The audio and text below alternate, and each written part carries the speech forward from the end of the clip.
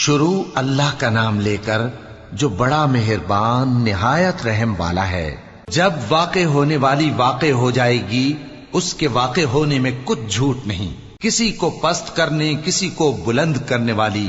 جب زمین بھونچال سے لرزنے لگے اور پہاڑ ٹوٹ کر ریزہ ریزہ ہو جائیں، پھر غبار ہو کر اڑنے لگیں گے، اور تم لوگ 3 قسم کے ہو جاؤ گے، تو داہنے ہاتھ والے کیا کہنے داہنے ہاتھ والوں کے، اور بائیں ہاتھ والے افسوس، بائیں ہاتھ والے کیا ہی برے ہیں، اور جو آگے بڑھنے والے ہیں ان کا کیا کہنا، وہ آگے ہی بڑھنے والے ہیں، وہی اللہ کے مقرب ہیں۔ نعمت کی بہشتوں میں وہ بہت سے تو پہلے کے لوگوں میں سے ہوں گے اور تھوڑے سے بعد والوں میں سے، لال و یاقوت وغیرہ سے جڑاؤ تختوں پر آمنے سامنے تکیہ لگائے ہوئے بیٹھے ہوں گے۔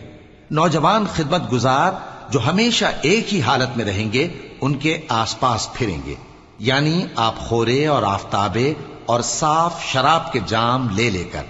اس سے نہ تو سر میں درد ہوگا اور نہ ان کی عقلیں زائل ہوں گی، اور میوے جس طرح کے ان کو پسند ہوں، اور پرندوں کا گوشت جس قسم کا ان کا جی چاہے، اور بڑی بڑی آنکھوں والی حوریں جیسے حفاظت سے رکھے ہوئے آبدار موتی۔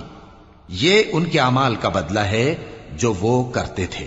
وہاں نہ وہ بیہودہ بات سنیں گے اور نہ گالی گلوچ، ہاں ان کا کلام سلام سلام ہوگا۔ اور داہنے ہاتھ والے کیا کہنے ہیں داہنے ہاتھ والوں کے، وہ بے کانٹوں کی بیریوں اور تہ بتہ کیلوں اور لمبے لمبے سایوں اور بہتے پانی کے چشموں اور بہت سے میووں کے باغوں میں ہوں گے، جو نہ کبھی ختم ہوں اور نہ ان پر کوئی روک ٹوک ہوگی، اور اونچے اونچے بستروں پر آرام کریں گے۔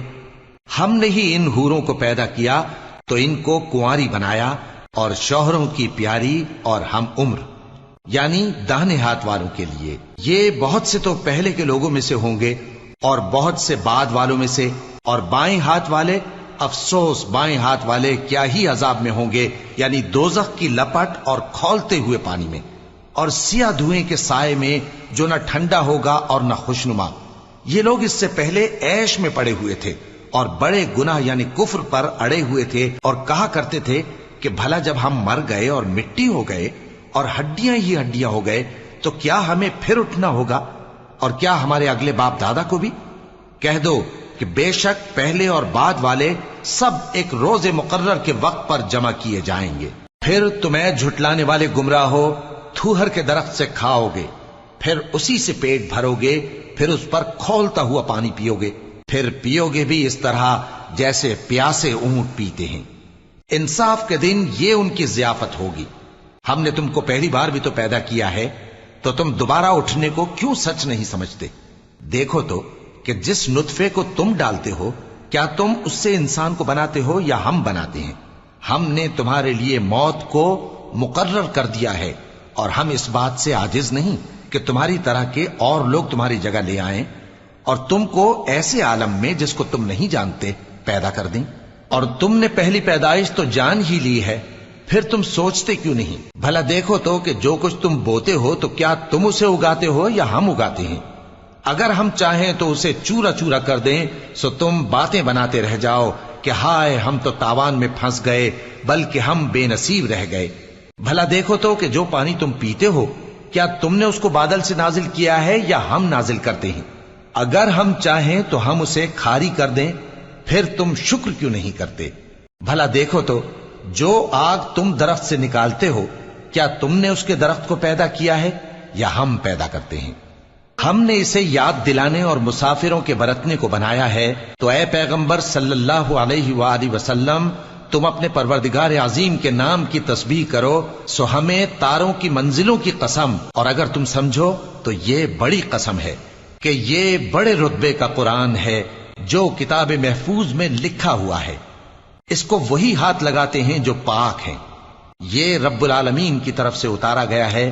کیا تم اس کلام کے ماننے میں دیر کرتے ہو اور اپنا وظیفہ یہ بناتے ہو کہ اسے جھٹلاتے رہتے ہو؟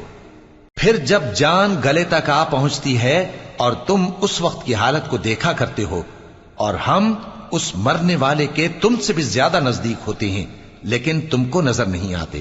پس اگر تم کسی کے بس میں نہیں ہو تو اگر سچے ہو تو تم جان کو لوٹا کیوں نہیں لیتے؟